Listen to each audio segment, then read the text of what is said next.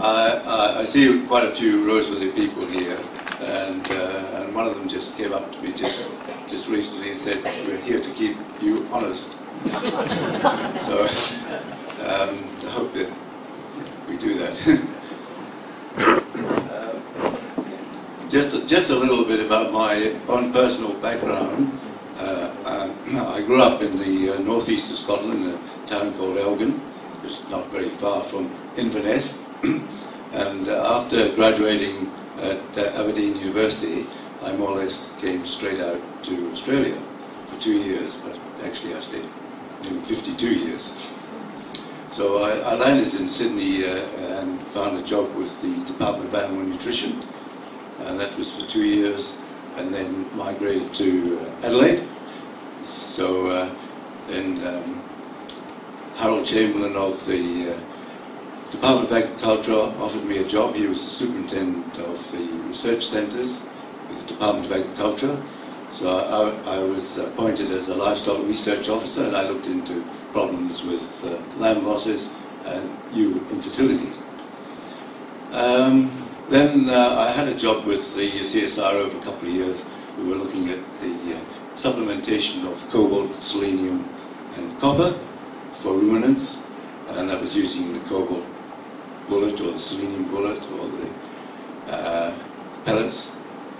And then after some high school teaching, I landed up at Roseworthy in 1974, and I joined Roseworthy same time as Don Williams in January 1974. Don Williams was the principal at that time. So I'll probably start off with just a premise that no man is an island entire of itself, and you probably all hear that. I've just extended that a little bit to say that no town lives by itself, is completely separate from the rural areas that surround it. The farms and country are a vital part of the town community. The country depends on the town for goods and services, and the town depends on the country for farm products and customers. What helps one is bound to help the other. So I hope that with that introduction, I'll try and flesh out how important Roseworthy was for the rural community and for Gawler over the years. And it stems way back to about 1881, when John Daniel Custance came to Roseworthy. And I thought, first of all, I might just flash up a slide of Roseworthy just in case you don't know where it is.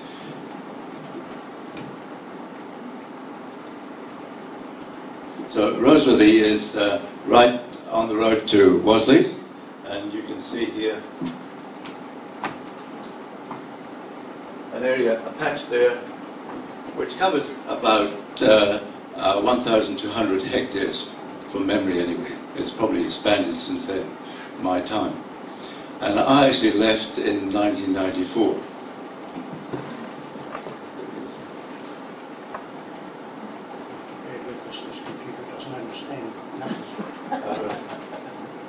If you were to go there today, and even I'm confused with all the buildings, there's a massive complexes there, and new ones have been added in the last few years, including the Veterinary Research Centre, the Equine Centre, and even an Aqua Centre. And that's on top of all that was there before. And a lot of the buildings are named after people who have contributed to Roseworthy's life and to the importance of agriculture anyway. Yeah, that's the next one, yeah. And if you were to take an aerial view of Roseworthy, you would see something like this with the this complex over here and the Roseworthy farms extending quite a bit away to the north and to the south. Basically, well, if I take just my time, there was about 1,200 hectares of land, and about 500 hectares were given over to cropping of one sort or another: wheat, barley, oats, oilseeds, meddicks, and pastures. And we ran pole shorthorn cattle, dairy cattle, Jersey and Frisian, and pigs and poultry. and there were some orchards and vineyards too, but not a great deal. The next slide shows the main building, if you would go there today, and that was established in 1883. So it's the first agricultural college in Australia. And it wasn't actually opened until 1885. So the first students actually, about 15 students, with John Daniel Custance, who had come over from England, Cirencester. He went to an agricultural college, and he came out and helped to buy the college area, the farm at the time, and he took over as principal. Now, he was quite upset, I suppose, in terms of what was happening in the rural community. And the reason for this was that as he went around the rural community and talked with farmers, he realized that the land was very much run down. There was things like continuous cropping, poor weed control, the soils were losing their fertility, and the wheat varieties were very prone to diseases like rust. So these were all big problems that he faced when he landed, and plus he had to establish the whole college and start it off, and it was a big task. He said himself that he ran himself almost out of juice, as it were. He woke up at 6 and he worked till about 10 o'clock, and he was almost like a one-man band. Unfortunately, he didn't go down well with either the parliamentarians or the farmers because of his probably brash attitude. He would just really tell the farmers, no, look, he was brutally honest. He said, you're ruining the land. And that wasn't really very tactful. It was not what an extension officer should do. So he got into trouble with farmers and he got into trouble with parliamentarians. He was also brash with them. And after 2 years, this just actually shows you a slide of the opening, or round about the opening in 1885.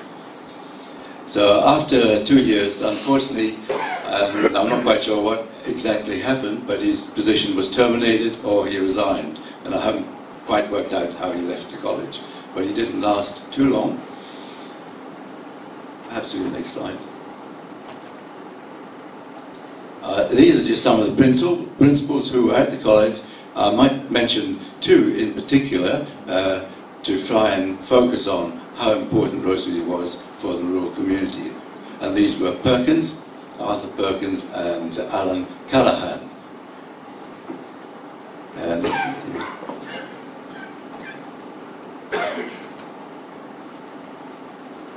well, this is the fellow that started it all off, and I reckon that we have the Custance Centre at Rosebery, and we owe a lot to him. It was a big battle to get it going, and despite his personality and his offhandedness perhaps, he did his best to establish the college, and he knew some of the problems that had to be faced.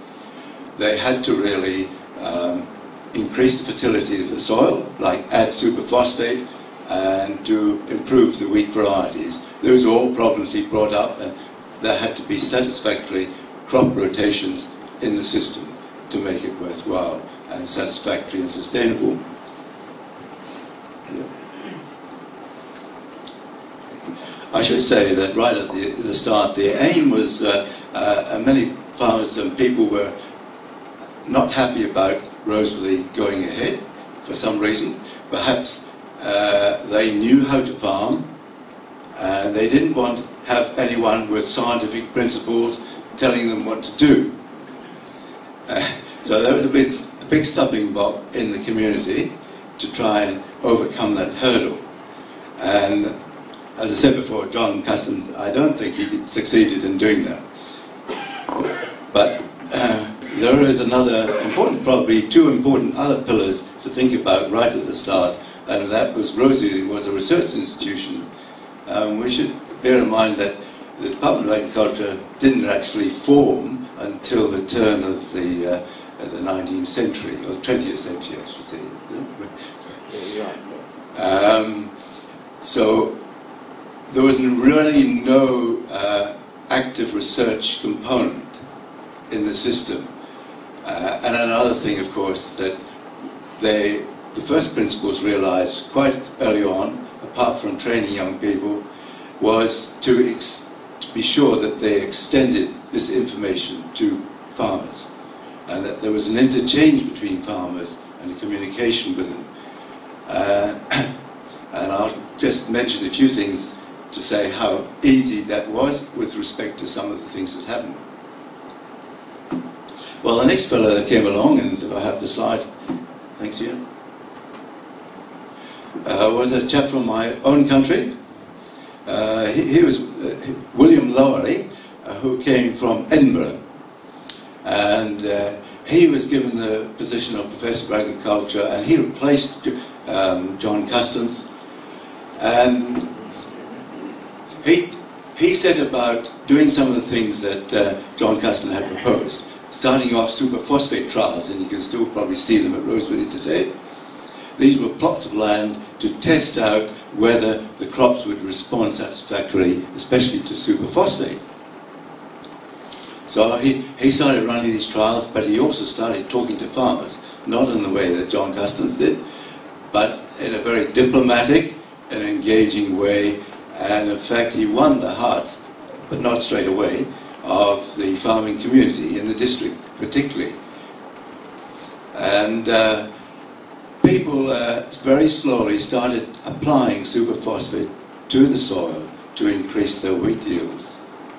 And this was noted, and the word spread, and I think it was about 20 years, let's go forward 20 years, 80% of farmers at that time were using superphosphate to increase the yields of their wheat crops in particular, anyway.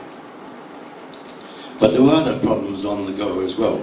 And one of these was the long fallowing period, the keeping of land fairly bare, the overworking of soil, and not really having proper rotations. So there were some of the farmers who were actually planting wheat on wheat stubble, for example. And that was really not very good for long-term sustaining of the soil.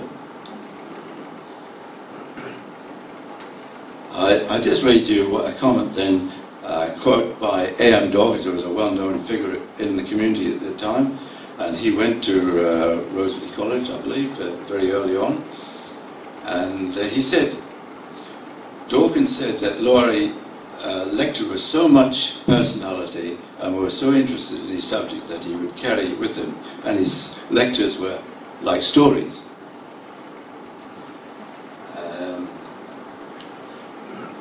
Now, at that time, of course, James Martin here in Gawler was manufacturing all kinds of agricultural machinery, including strippers, and strippers were very important for harvesting of wheat and other crops. But this is just a little account, and I've taken this from the Bunyip, of a student's account of a visit to James Martin. During 1890, the first locomotive built in South Australia by James Martin and Co. Gawler was started and ran down Murray Street. Lord King Tor drove it for the first trip. All students went in to see the festival in the English wagon with four farm horses. I remember that I was getting a seat and had a rough time on the tailboard. In hopping off at Gawler, a bolt head got the seat of my pants, causing a slit about a foot long. And though others tried to stitch it together, I had to keep an overcoat on all day, and a warm day it was too. Then there's another one with the student news, and I picked this up, it was about 1890, I think. In response to an invitation of James Martin and Co., we visited the above foundry on Saturday, January the 30th. Having just received our new drag, we used it on this occasion for the first time to visit the place of its birth. On reaching Gawler, we were warmly welcomed by the Honorary James Martin. The division into parties was soon accomplished, and each party with its guide was soon threading its way through the maze of wondrous machines and machinery. The first objects that came in view on entering the foundry were numerous turning lathes and then machines of every description, turning out the different pads of engines, batteries, and other fine works of iron. On leaving these, we found ourselves in the moulding department and witnessed the moulding of iron and steel. This caused no small amount of interest among the students. Passing on, we came to the fitting up of the engines and batteries, and wonderful it seemed. We saw the scraps of old iron put into a furnace and heated to welding heat, and then beaten into a solid lump by a steam hammer. We also saw and examined the many agricultural implements, but these could not be said to arouse the same amount of interest as the other implements because they are so often seen and used by the students themselves. Having made an enjoyable and profitable survey of the whole foundry, we were entertained at the old spot to an excellent dinner provided by the firm. After dinner, the Honorary James Martin proposed to toast the Agricultural College, to which Professor Lowry responded on behalf of the college and Mr. Murray on behalf of the council. After which we were escorted to Mr. Martin's residence where a tennis match was played. Phoenix Foundry versus College. This resulted in a win for the Phoenix. Professor Lowry correctly ascribed our defeat to the distracting influences of the numerous ladies who witnessed the match. That was, I found later on, quite a common complaint if they did lose the tennis match. Along came in Lowry's time Arthur Perkins. And yes, the next slide is up here. I wonder if anyone can actually spot James Martin from your memory of James Martin.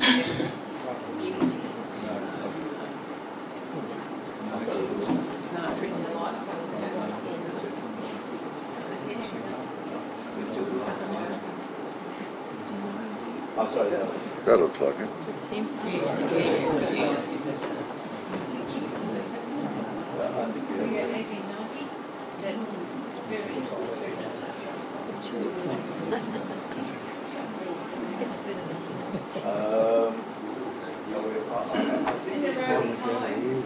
behind here. What do you think?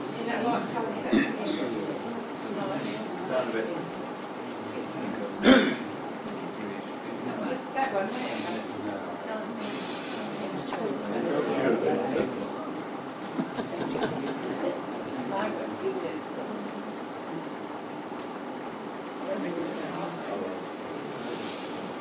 He's there somewhere.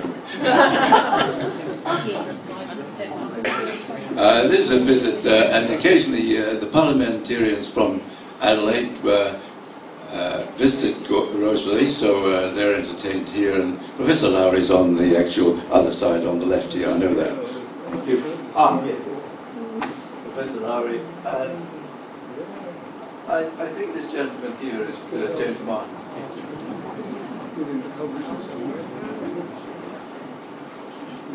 He's got the names on the thing as well. Yeah.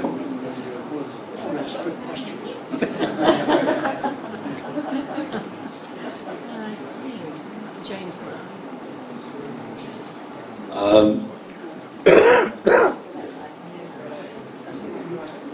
Middle row. He's in the middle row anyway, somewhere. We might move on to the next slide, I think. Yeah, that's it.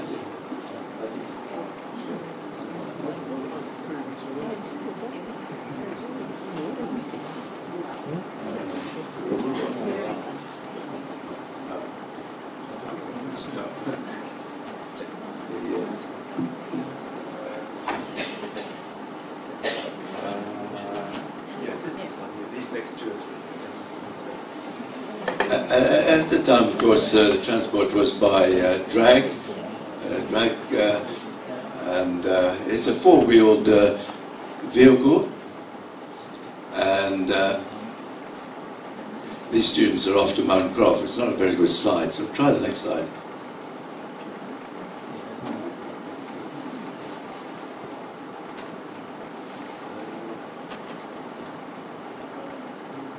Yeah, this Professor Lowry here, he is a keen cricketer, so he joined in with the cricket matches. part of, I think I found out in looking at all the sporting events that there was a terrific amount of interest, I think, in sport in these times, possibly because they were confined, if you like. They didn't have transport of any kind. If they did manage to get out, it was usually to football or cricket or some other type of sport. So there was a lot of keen competition going on at the time. This is a game, I think, at Prince Alfred College, so they didn't just extend right to Gawler, to the Gawler Association, but also into the city as well.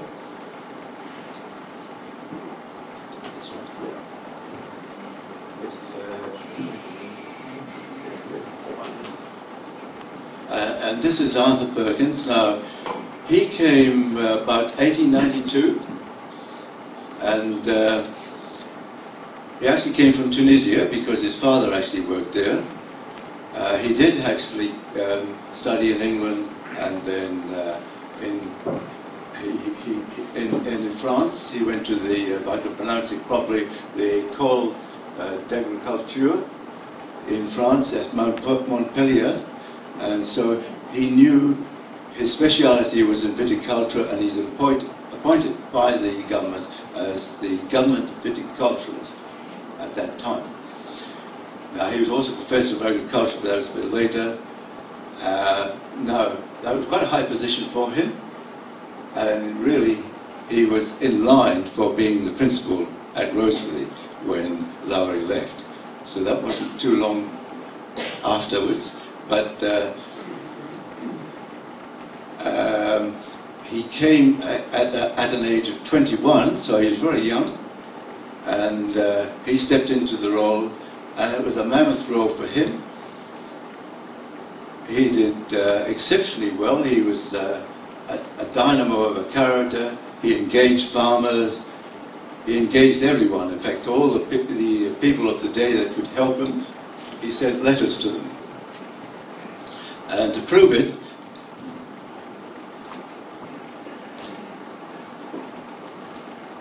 this book has been written by Jeff Daniels, and these are the letters from about 1892 to about 1900.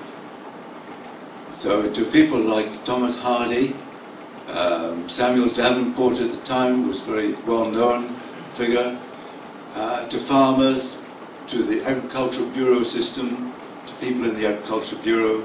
And I should mention the Agricultural Bureau because the Agricultural Bureau was an organization that started about 1888, and it was the brainchild of a chap called Albert Molyneux.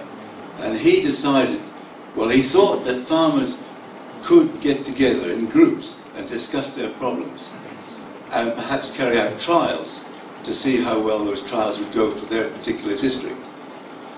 Now, the important thing was that Arthur Perkins immediately latched onto the Agricultural Bureau system and became part of it. So he was able to engage the farmers and their groups in the neighborhood and help them with the kinds of problems that came up all the time.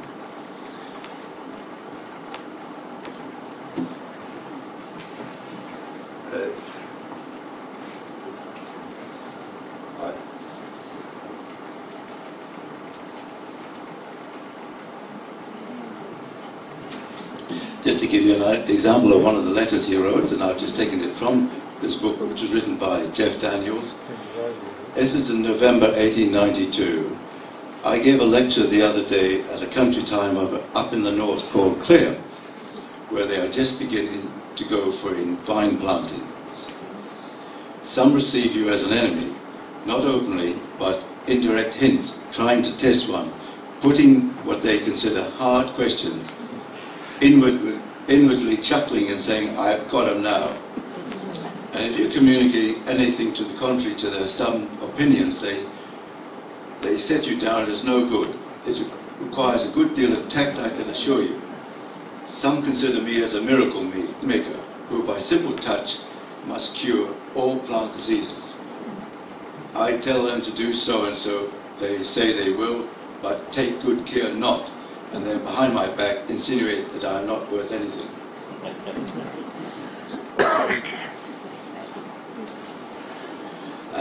Just to give you an idea of the contact with the Agriculture Bureau, and it was an astonishing organisation really, because in about 8 years, 80 groups had formed all over Australia, South Australia.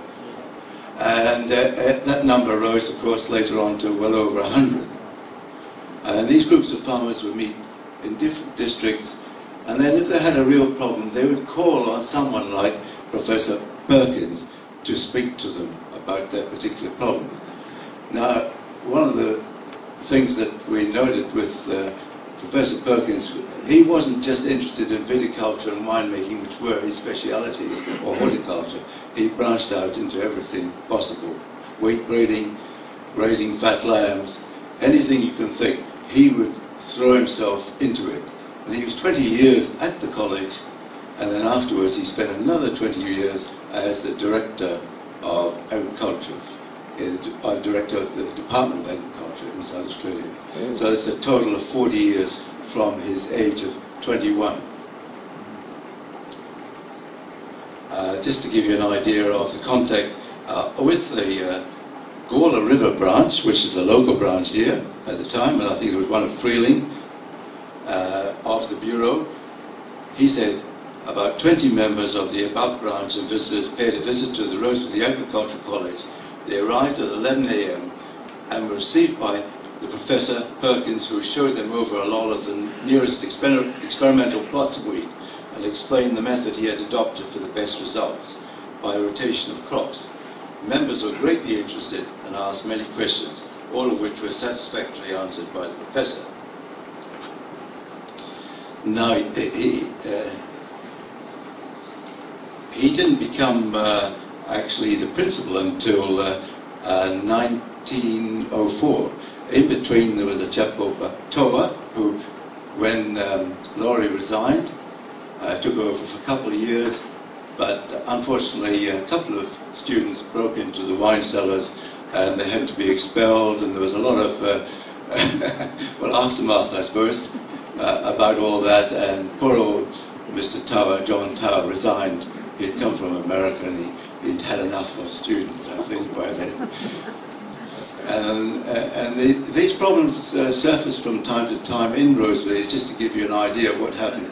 It wasn't always plain sailing and progressing evenly along, going from one stage to another. There were quite a number of rocky stages, setbacks, and this was one of them. And in fact, each time there was a setback, the parliamentarians, one or two of them at least, said, "Oh, well, look, we'll have to close Rosebery, I think. We can't keep it going any longer." But out of the blue, then someone would come and raise the standards again. And just to give you an idea how terrible these students were, Bruce Hocking, who was alive about 20 years ago, was a student at this time, and he said, "I remember we got into a scrap in Worsley's one time. We went up to play cricket and later went by train up to Hamley Bridge.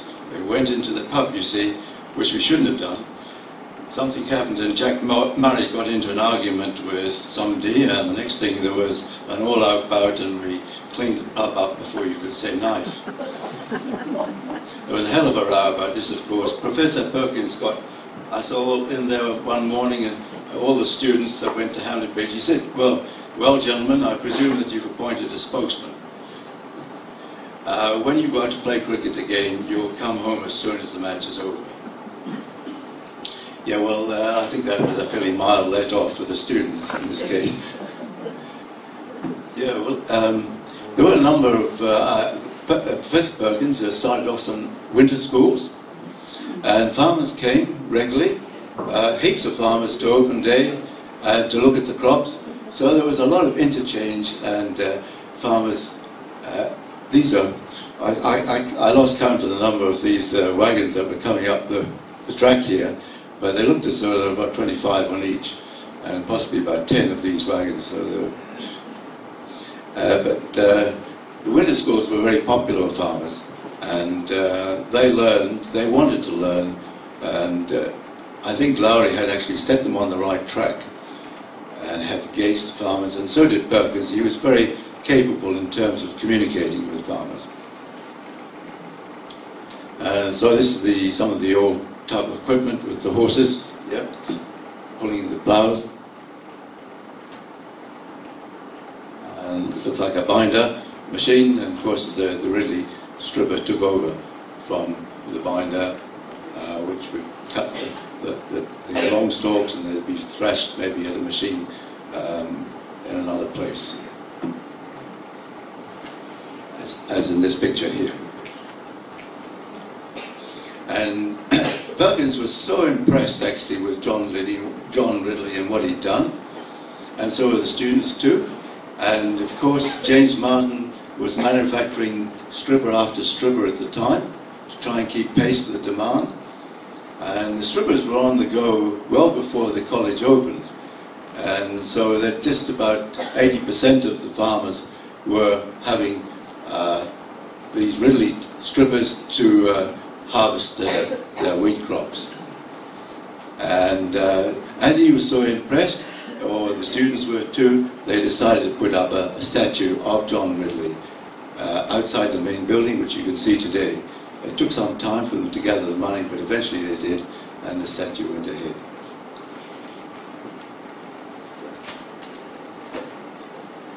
Slightly better dressed, I think those students are.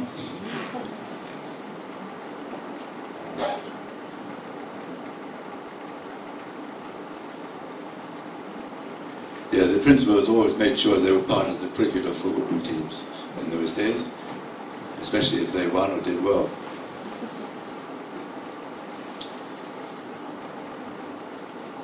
This is a group of students off probably to Rosebery to play against one of the Gawler teams.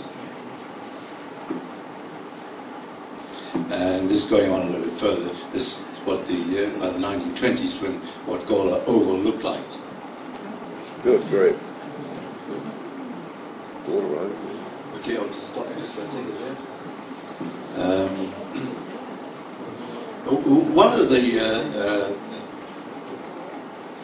One of the things that Bruce Hocking mentioned, and this was 1910 actually, that the annual ball at Rosebery was a really exciting event to look forward to. And I've just made a comment, Bruce has made a comment saying they used to invite people who had to be approved by the principal. Names were handed in and they were invited to the ball. The students had to give up their beds for the night and make their own arrangements for accommodation. Some of them used to have a spot picked for them in the haystack. We met the guests at Rosebery at the drag, this big thing with 5 horses in it. They were brought out to the college, which caused great excitement amongst the boys because these girls turned up. All the dancing was arranged by program, so you used to book your dance before you started. You work hard to get an invitation to somebody's sister or something of the kind. I think it's quite a different scenario now, as far as I can gather. So, but this is going back to those days. And here's another loss in and I think Professor Perkins picked up on Professor Lowry, but I'll just read it from the student news again. The professor, evidently with the students' welfare at heart, once stated in the hearing of a large assembly of the youth and beauty of modern Athens, that's Gawler, that he was strongly of the conviction that our inferior play on these occasions was in great part due to the distracting influence of the eyes of those young ladies present, to whose charm we, for what reason I fail to understand, are supposed to be peculiarly susceptible. However, I believe he would have been much nearer to the mark in the majority of cases, at all events, had he said that the bad play was due to the overwhelming hospitality of our host, of which we had taken not wisely, but too well.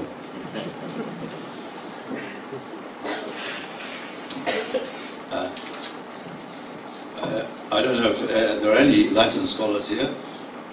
So I'll just read out the Latin motto, and I wasn't aware of this, maybe my ignorance, but I'll just read out the motto at the time, if I can read it.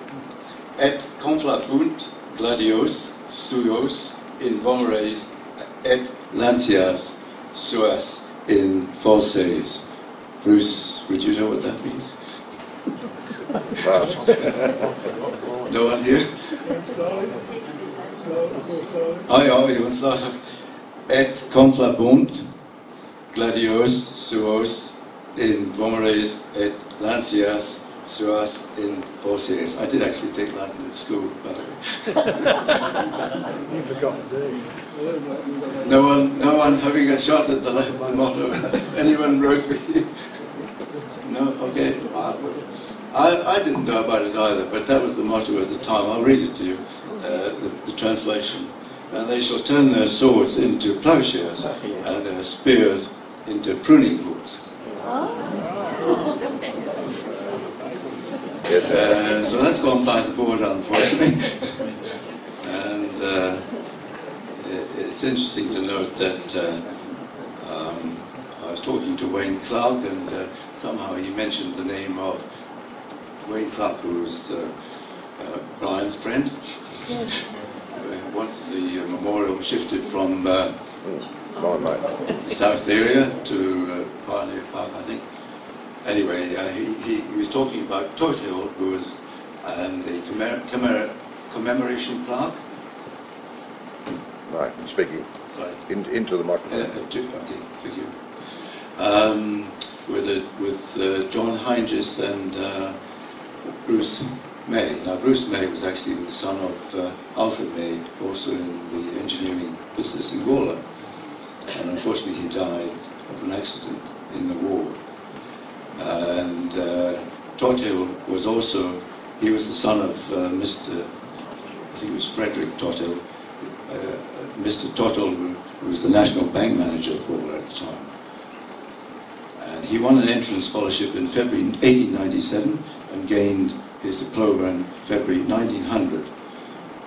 While at college he proved himself a capital athlete, he was also a prominent footballer. On leaving college, Frank joined the South Australian Bushmen's Corps for service in South Africa and was mortally wounded in his first engagement. He died a brave soldier's death, and when the sad news reached us, we mourned the loss of one who had endeared him to us all.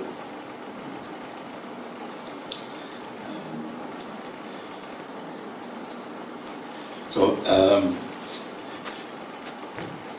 there was a terrific interest, I think. I'm not quite sure why, but there seemed to be, for the Second World War, I think someone said there was about almost 75 to 80% of those at Roseworthy enlisted, whereas in the general public, as it were, it was probably about 30%. So a very high percentage of people, and then there was a light horse regiment which was established at that time, and that was very important. There was also a number of rifle teams which were on the go too, and so in essence there seemed to be some extra motivation, I suppose, for students who had passed through Roseworthy to join up. I just mentioned that by way of interest, I think. I'd just read you the comments made, just a comment, at this time, maybe going on 20 years after the college was established, and this was by Ephraim Kuhn, because I think it sums up the what's happened in those first 20 years with the establishment, with Lowry, the efforts of Lowry and Perkins in particular. Because Perkins went to 1914 before he joined the Department of Agriculture. Now, I'll just read you. This was in 1908, so you can imagine the progress now that's been made. The Agricultural College has played an important part in bringing about the prosperity which South Australia has enjoyed of late years. Professor Custance, for the first principle, gave an early intimation of the suitability of phosphatic manures for the soil of his state, but their use did not become popular until several years later. Professor Lowry demonstrated by his results at Roseworthy that the superphosphates gave exceptional yields. In addition to production having been immensely increased in the best districts and land values trebled, poor soils have been improved substantially, and the owners blessed with unexpected prosperity. The wheat average has sprung into double figures. Public revenues have been swelled. Railway traffic has increased by leaps and bounds, and state finances have become buoyant and cheering. Another practice in regard to which the Agricultural College gave farmers a lead is that of combining land raising with wheat growing. This has proved to be a valuable adjunct to cereal production, and the check for lambs, sheep and wool is a large one. Superphosphate has increased the pasture value of cultivated land surprisingly. The college is also doing excellent work in supplying first-class seed wheat. Varieties have been improved by selection and then distributed to farmers. Demand far exceeds the supply, and purchasers have been well satisfied with results. In addition to the striking influence of the college farm in agricultural practice, much good has resulted through the training of students who have gone to the land equipped with a sense of the value of scientific method in rural industry. So it just gives you an idea from his perspective, an overall perspective of what has transpired in those first 20 years. I think it's quite astonishing that the improvement in the soils and the fertility of the land, in the productivity, and it all meant that Gawler was going to benefit because of the general prosperity in the rural communities round about.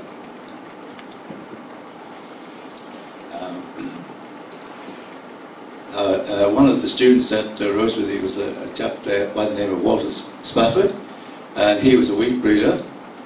And wheat breeding, unfortunately, particularly in Laurie's time, got off to a rather bad start.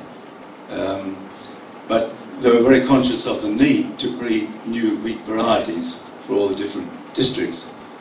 And I think the reason for that bad start was that they didn't cotton on to the fact that you could do some really good work with crossbreeding of wheat varieties from different parts of the world.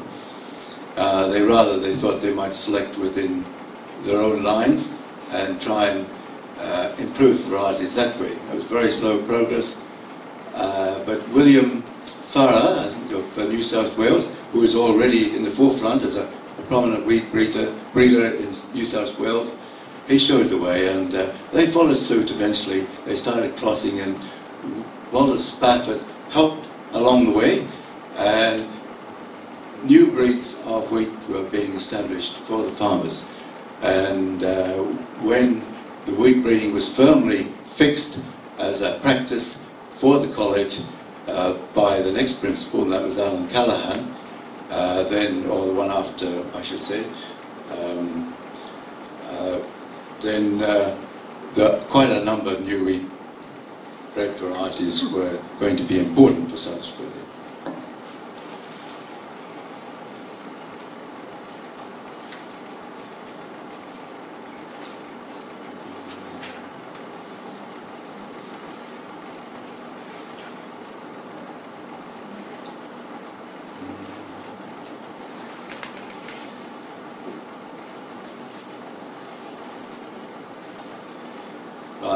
I'm going to skip over, there was a principal who was followed on from Perkins, that was Cole Batch. But we'll go through to the person who I'd really like to focus on as the second principal who made such a difference to Roseworthy College and, of course, the community of Gawler and the rural community itself. And that was Alan Callaghan.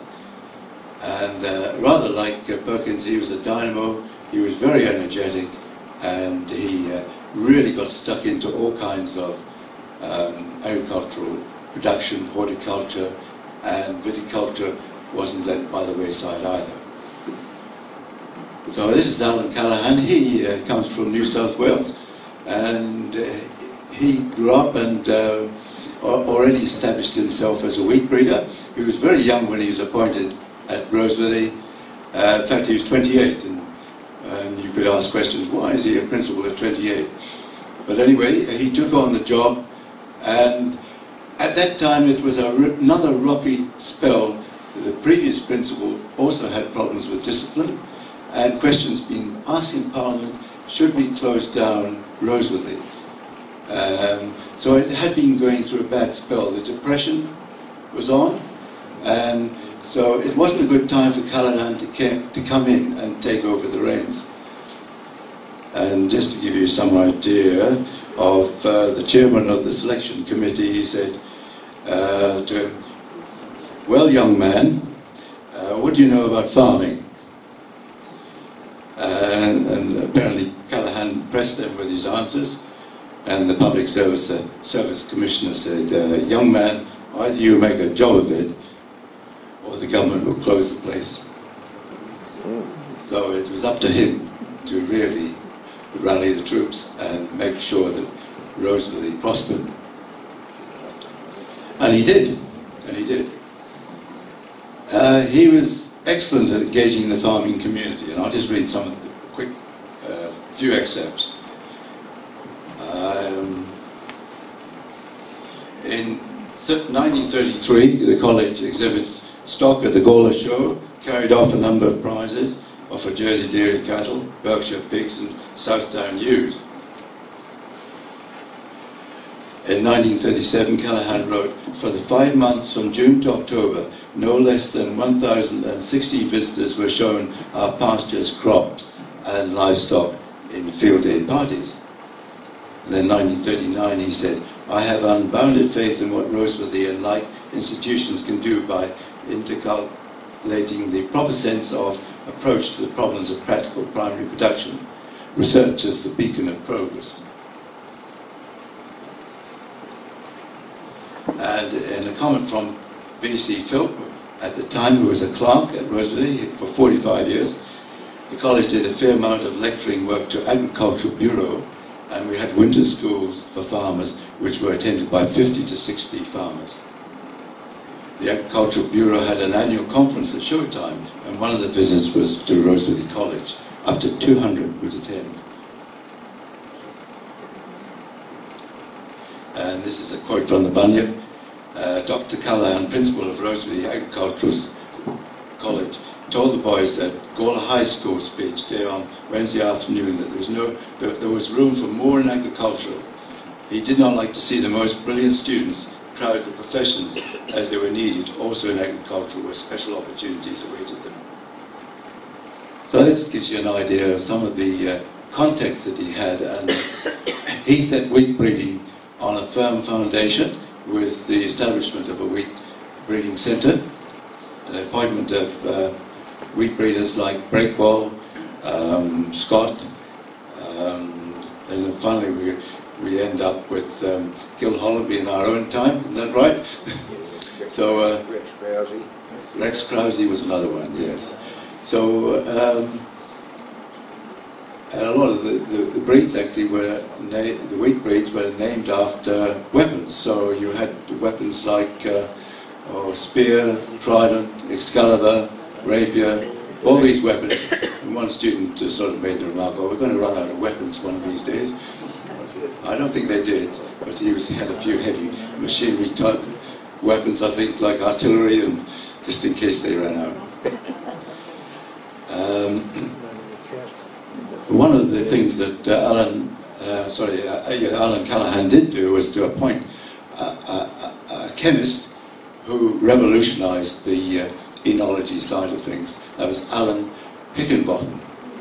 And he took over and really ran the winemaking course for the students, and following proper scientific methods for investigating, if you like, all the types of factors that might influence winemaking. As we go, a few more slides.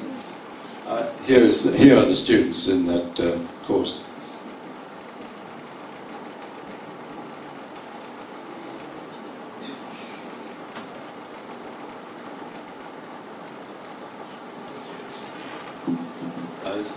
Walter John Spafford, who was a student at Roseworthy and also a breeder, a wheat breeder, and he became the director of the Department of Agriculture also after Perkins. I think we had at least 4 principals that became directors of the Department of Agriculture. But this leads us on to another important point, that a lot of the students who graduated from Rosebery did end up as agricultural advisors, and by this time there were different research centres established all over South Australia, like Minipur, Bandana on Kangaroo Island. There was Kaiwibola down in the southeast, the Struan, and Tarrafield very close by. And Tarrafield was very important, linking in with Rosebery, being a seed multiplication centre for wheat, and then later on focusing attention on breeds, sheep breeds, wool production, and other avenues for keeping that centre alive. And they carried on some really good research. As well, there were some problems with the soil still, and so Callaghan focused more on the use of medic pastures, trying to rotate the medic pastures with the crops, because if you continuously crop, you ran the soil down. And this was noted because the farmers used to spot after heavy rain that the soil would set fairly hard on the surface and slake. So, and fallowing was on its way out too. He recognised that long fallowing particularly was of no use to the farmers, and burning the stubble was not a very good practice either.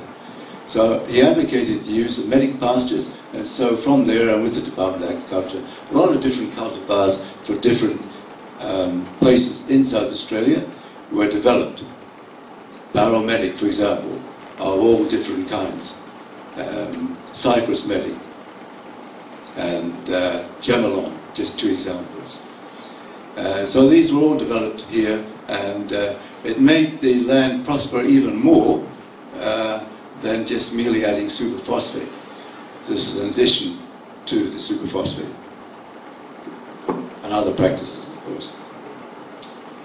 I should mention that Callaghan was also a firm advocate of horses, and he rode around everywhere on the college on a horse, checked up on the students. And I'll just read a couple of instances where he met up with a couple of students in an unlikely manner, actually. And this is by a student by the name of Peter Brownell. I don't think you'll mind if I read this. On arrival at the college, Dr. Callaghan told us that he would prefer it if we did not drink alcohol on the college, except at social functions, such as the ball. Part of my first week's work was in the vineyards and orchards, and I landed the job of siphoning wines from one cask to another. I was developing a taste for these beverages and had taken in quite a volume before lunch. Walking across the oval to the college building, I saw the dock, that's Doc Callaghan, by the way, coming in the opposite direction. To keep walking in a straight line, I kept the top of the building and the top of a pine tree in line and walked straight into Dr. Callaghan.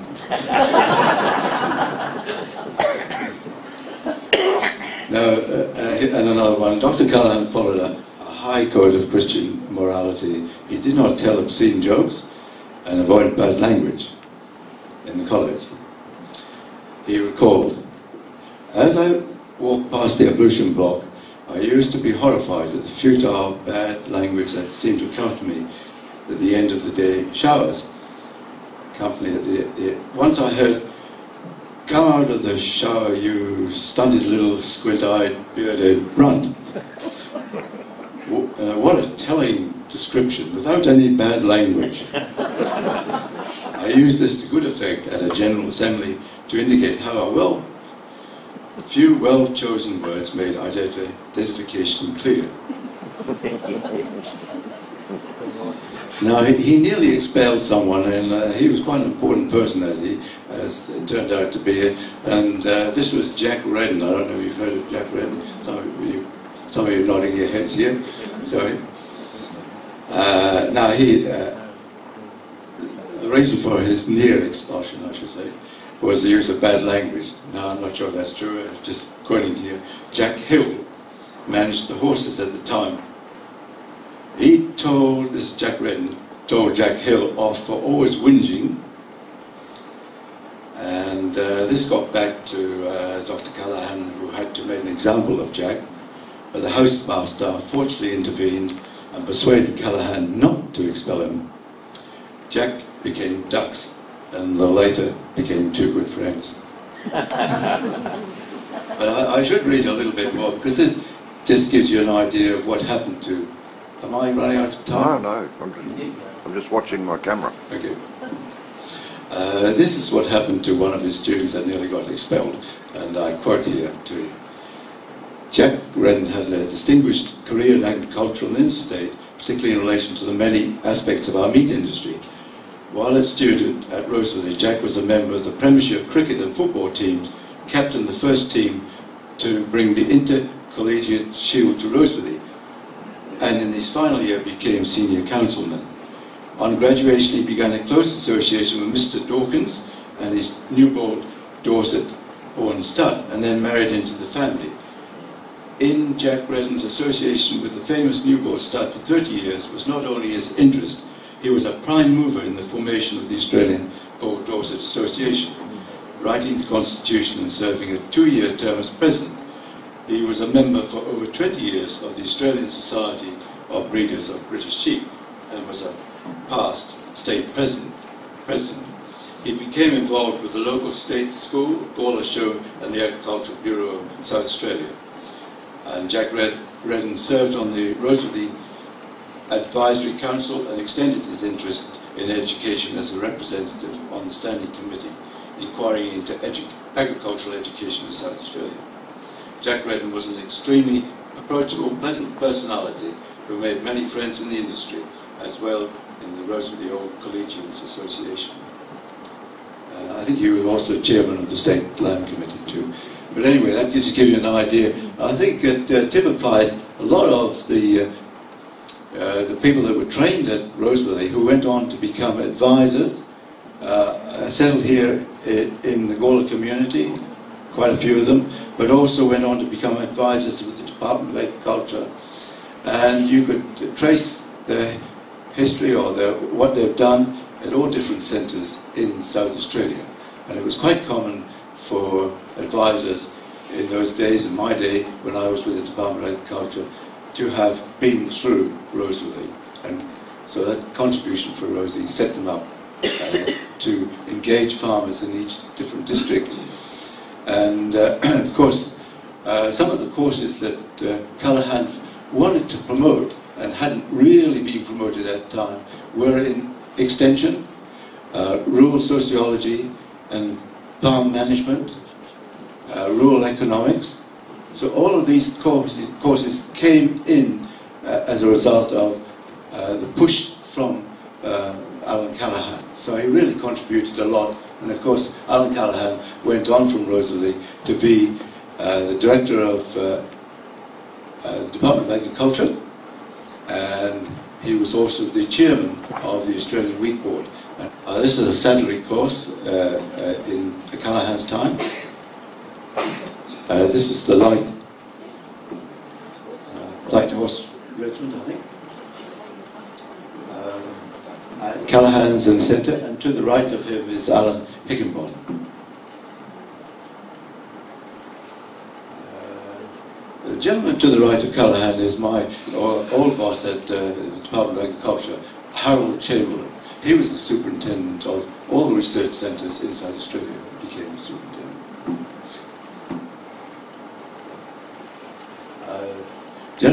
One of the gentlemen I know on that little group in Callahan's time again was on the left, right on the left, on the, sorry, you've gone.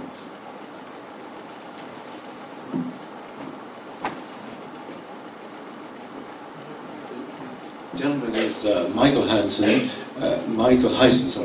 who was the son of Hans Hyson, and he joined the department as a land advisor.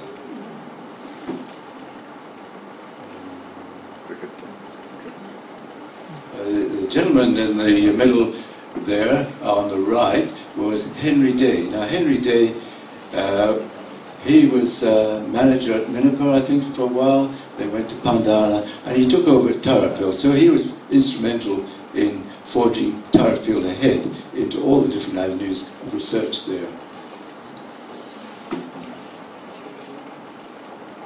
Following on from that, Callaghan's time was Bob McCulloch. Oh, sorry, that was still Callaghan time.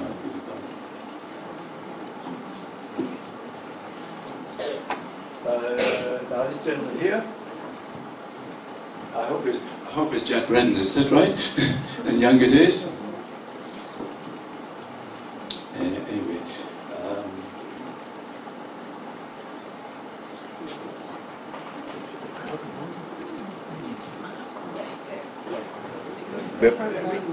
Yeah.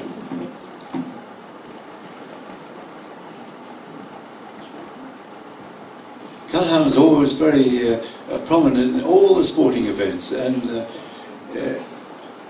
he wanted to be there, he wanted to be part of the whole team sort of thing. Callaghan's, this the total number of students and staff were quite a large number in Callaghan's time. So it's grown from 15 in John Custon's time to several 200, I think. That's the start. Go back.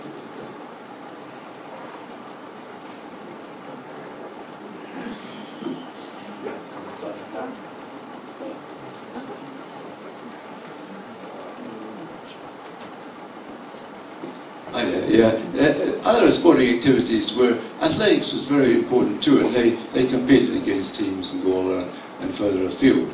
This chap here, you probably won't recognise, but he was very important in sheep breeding. His name was Brian Jeffries. You do know him? No, very well.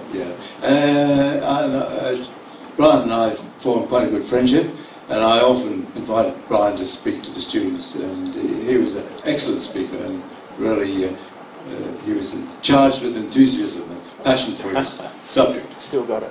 Yeah, still got it. Very strong, isn't it? And he could run too. First or last? First.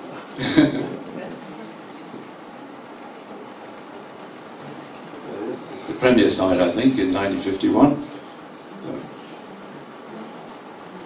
And you probably recognise someone there in the centre. Playford, is it? Yeah, Tom Playford. And following on from that was Bob Heriot, who I think was about 1962 to 73. Bob was more an extension man, and his speciality was in soil conservation. And he really set the state up as far as safe conservation practices. Another way in which the students engaged with Gawler was through carnivals. They loved showing off, if you like, in the main street of Gawler, and there would be parades, final parades, maybe after a football team or something, one. And the cattle show was another way, or the show at Gawler or in Adelaide. I think this is Cliff Hooper, who lectured in sheep and beef work at the college. So they engaged with both the Gawler show and the Adelaide show.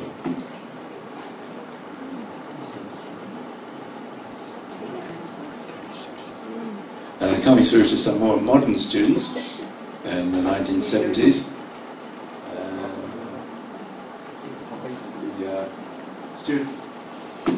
The student on the left, upper left, is Bill Close, who has a Paul Dorset stud farm near here. So we often engaged Bill when he left Rosalie, and I'd take the students out and he'd show us over the Paul Dorsets or the Texels that he had later too. And this is Don Williams with Bill Nankerville, and Don came in 1974 and stayed for about 8 years, and he really opened up the college into a whole lot of different avenues for horse husbandry, for wine marketing, animal production, agricultural production. The natural resources course started off then, and guess what? We had girls for the first time. Started to join the course. What year? Not those, I don't think. What year? No, not that one. Tom, what year did you do? What year? 1974, sorry. Right. Yeah, beg your pardon.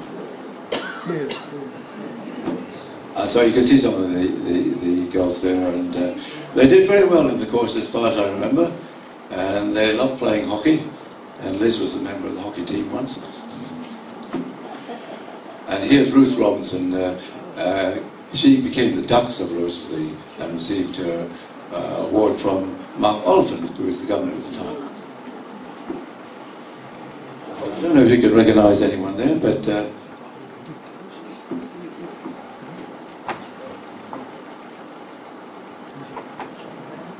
this gentleman is of the famous Dawkins family, Ross Dawkins. Oh, yeah. If you might recall, he has a property near here and runs Paul Dorset's. And next one. Can you open it up a bit?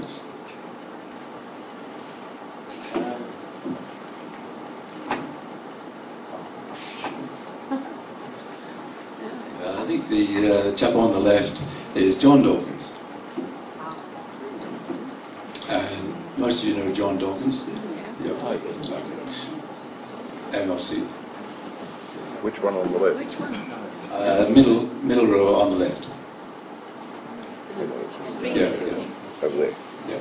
Spring. On your left. Yeah. He's got more hair. And Gawler I just thought I'd finish off by just tapping into, because what's happened is that we're all spread out now, my vintage I suppose, have either gone to Adelaide or gone further afield or stayed in Gawler, to the benefit of Gawler, we hope. So I just bring up a few. I'm sorry, I apologise if I haven't brought your photo up. If you're thinking that you might pop up, some of you might pop up and some of you won't. This is Gawler Holland. So he was in charge of or assisted with the plant breeding right from 1961 and became professor of his area. Now, of course, there was another wheat breeding going on at Waite also, the Waite campus in Adelaide, but this was separate. So he was naming his new varieties like Spear and Trident, Excalibur.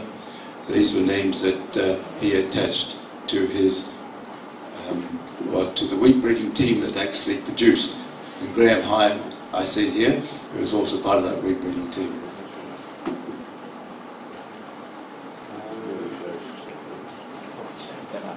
Yes. So if you look towards the back row, the second from the right, where the gentleman is right here with us, Graham Hyde. Is that right? Yeah, I think so. Jack Bramley on. And Jack Bramley. Jack Bramley, another staff member. This is part of the Gawler Show Committee, is that right? Society. Sorry? Gawler Show Society. Gawler Show Society, yeah. And this is your well-known Peter Jones, who is also sitting next to Brian Tom here, and training. What happened with horses, I think, in those days, to be fair to Perkins and Callaghan, they really pushed for a place for horses on the farm. And even in 1940, when tractors were coming in, Callaghan debated very strongly that there was still a place for horses, I mean the draft horses and the Clydesdales on the farm. However, by the time we got to Heriot's time, I think the numbers had dwindled from over 100 to under 10, I think. And then they picked up in Peter Jones' time because of the horse husbandry course and the fact that people were interested much more in other purposes for horses rather than draft purposes. So we had light horses, thoroughbreds, Arab horses, and goodness knows what. Peter will tell you the rest. Second from the left here is David Tapner. Now David is still in the Gawler community, and he was a member of the Gawler Council, or was, and is a preacher, I think, at the Methodist, or the Uniting Churches. You might recognise this person, Gavin Riggs, who was the organist actually. So he's still here with us in Gawler.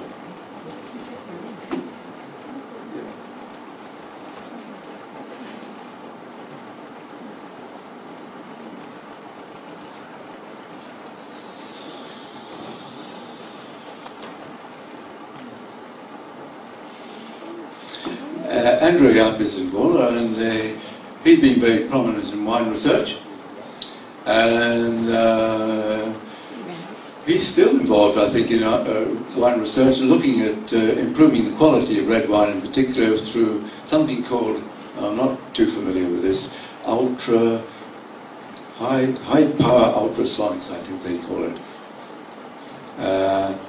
Influencing, sounds like sound waves, influencing the colour and the composition of wine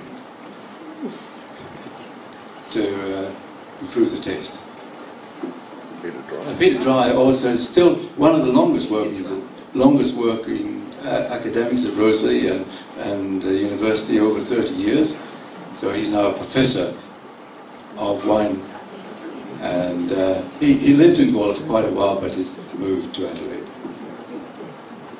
And I think you know who these people are, Bruce and Ken Edwards. Now he was part of the farm management team, and along with Ken Lesky, who was an old-time lecturer at the college, started off early on, but he really pushed the college forward into the business side, and Callaghan promoted that. He wanted the farm not just to be a record-keeping of events, bookkeeping record, but he wanted a proper business approach in farm management, along with rural economics.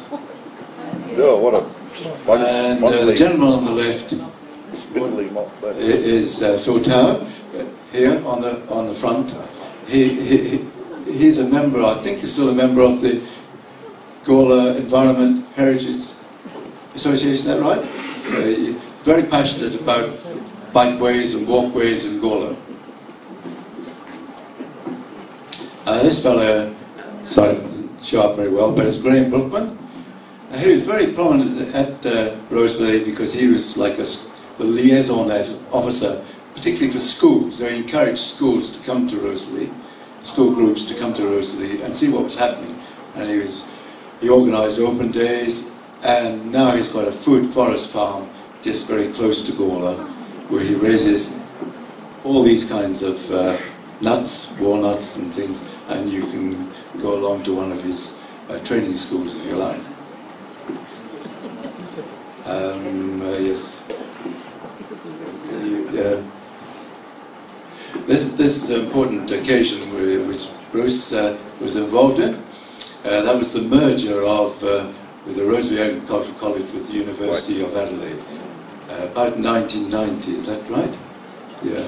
I think probably you signed this at the end of 1989 with Dame Roma Mitchell. And it was a mixed feeling time for a lot of people at Rosalie, because we felt that we were going to be overtaken by the university. We didn't think we'd have the same, I suppose, kind of community sense of belonging, which had formed over the years, and partly because people just lived on the college and formed themselves into a community. And when they got out of the community, they really wanted to react with the Gawler people in sporting and cultural events and any other kind of social events. So it's a real mixture and interaction with the Gawler community, which was to the better for both Rosalie and Gawler. In the centre there on the top, you might recognise that person, Ian Cooper, who was also on the farm management side at Rosalie, and he's still in Gawler, and he very passionate about his scout leadership, and works with has been working with the Scouts group in Gawler for a long time.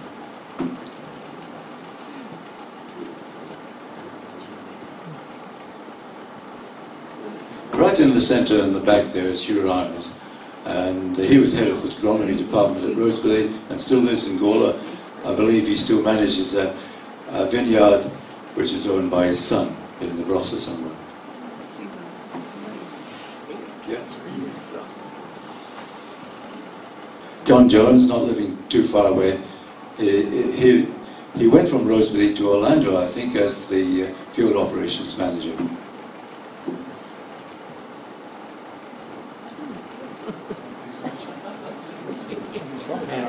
Who is that? That's two bob.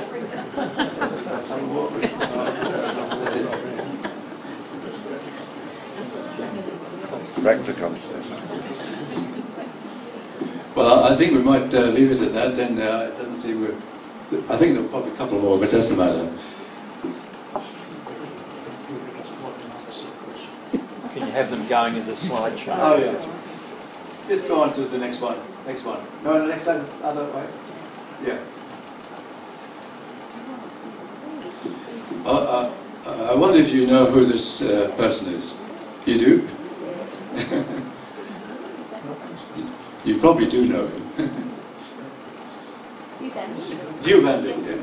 Yeah, so he visited Gawler, was here for a while, and I did hear him once say that he regarded Gawler as his home. Been there Next slide. Yeah, Hugh and Lang. the government. And Pat, of course, who welcomed refugees. And that was probably another thing that Rosebery was able to introduce, if you like, to Gawler. A lot of students who didn't come from Australia but came from overseas. And it was surprising the way in which Gawler residents opened up their homes to overseas students and to refugees. So that was really good on Gawler's part, and I think it helped us to appreciate, you know, where they came from and some of the problems they had. And in particular, there was one person here, and the second on the left, Sarah, and he was in my time in 1982, I think he came, and Don Williams had organised for FAO-sponsored people from the Middle East and Africa and India and Pakistan to come for 1 year in an international dryland farming course. So Sawa was one of these, and but he decided to go back to Afghanistan. Unfortunately, things didn't work out well for him there, and he wanted to come back to Australia. Somehow we managed to get him back through the Refugee Association, so he settled in Gawler for a while and then moved into Adelaide. This gives you an idea of the groups of students that came to Rosebery, and we try and introduce them to Gawler people.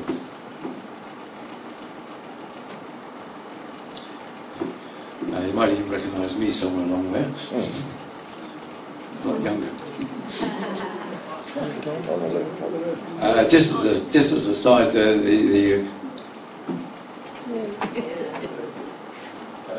this chap was from India, this chap was from Pakistan. Sometimes they didn't get on very well with each other, but in this case they did. But one of the remarks that Naidu and Dooley, I think his name was, from Pakistan, made was that, "Oh, Rosebery, it's so quiet. We're used to people." So I took them into Gawler, and they said, "Yeah, it's a bit better."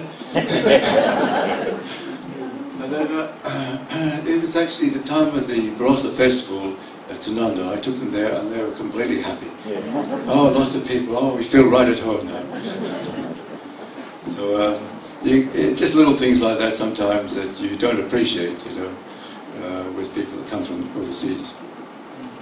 And Tim, he was at the college. He was from China, and he organised for his president of the Agricultural University in China to come over here, so we entertained them and looked after them and helped them get to know a few Gawler people. And here, just on the last one, I think it probably is, but Turretfield, again, they're looking at wheat varieties, different wheat varieties at Turretfield, and trying to decide, which is the best variety for a particular purpose.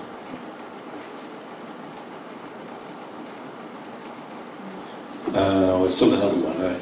It's Peter again. That was from the last talk, or several talks back. Yeah.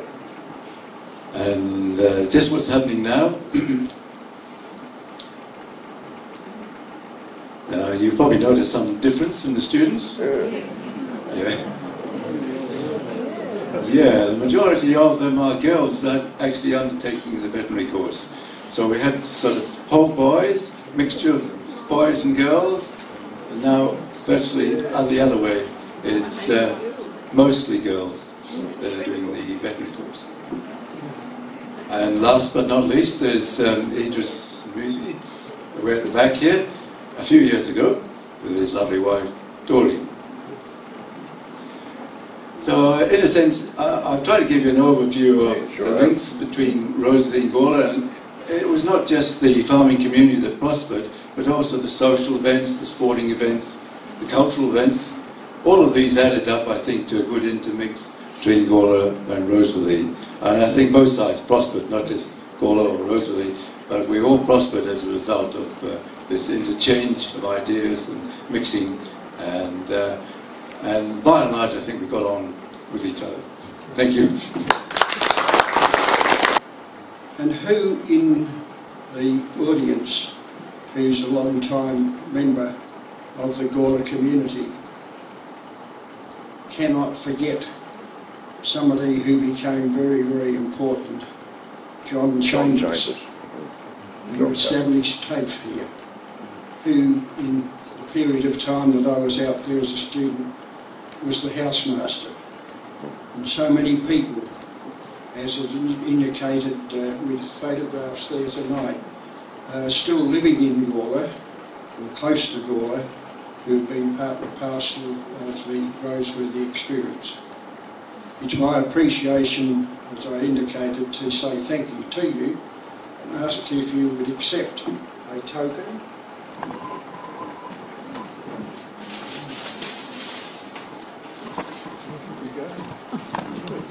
Appreciation for